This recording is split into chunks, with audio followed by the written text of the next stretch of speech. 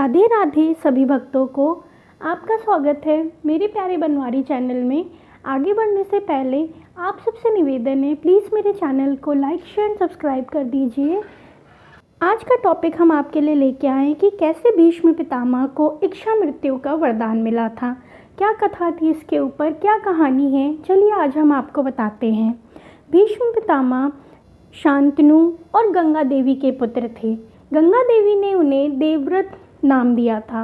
एक बार की बात है, शांतनु जी शिकार खेलने गंगा के उस पार चले गए। वहाँ उनको एक नाविक मिला। उस नाविक पे बैठकर वो नौका के इस पार आए। उसमें उसकी पुत्री भी थी जिसका नाम रेवती था। वो भी नौका में बैठी थी। दोनों में आपस में परस्पर बातें होती रहीं। वास्तव में वह किसी क्षत्रिय की कन्या थी। उस मछुआरे ने सिर्फ उन्हें पाल पोस कर बड़ा किया था।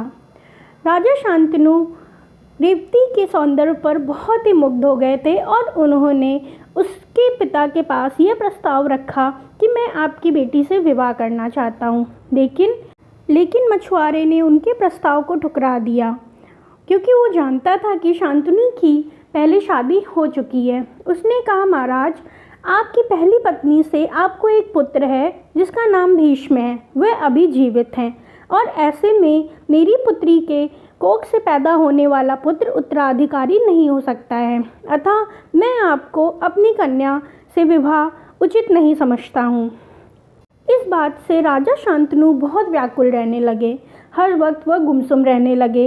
किसी को भी उनसे पूछने की हिम्मत ही नहीं हो रही थी कि आखिर बात क्या है। एक दिन भीष्म ने अपने पिताजी से उदासी का कारण पूछा। तब महाराज ने उन्हें सब कुछ सच सच बता दिया। सब कुछ सुनने के बाद भीष्म स्वयं उस मछुआरे के पास गए और उन्होंने, मेरे पिता की जो भी इच्छा है तुम उसे मान लो। मैं गंगा जी में प्रवेश करके आजीवन अविवाहित रहने संकल्प लेता हूँ। भीष्म के इस संकल्प के बाद मछुआरे ने रेवती का विवाह राजा शांतनु से कर दिया। राजा शांतनु बहुत प्रसन्न हुए भीष्म की इस बात पर। उन्होंने उनसे कहा कि तुम जो वर मांगो वह मैं तुम्हें दूंगा। मैं तुम्हें कहता हूँ कि तुम अपनी इच्छा के बिना नहीं मरोगे। यह भीष्म की प्रतिज्ञा का ही परिणाम था कि वे आजन्म अविवाहित रहे और इस प्रकार भीष्म पितामह को अपनी इच्छा मृत्यु का वरदान मिला।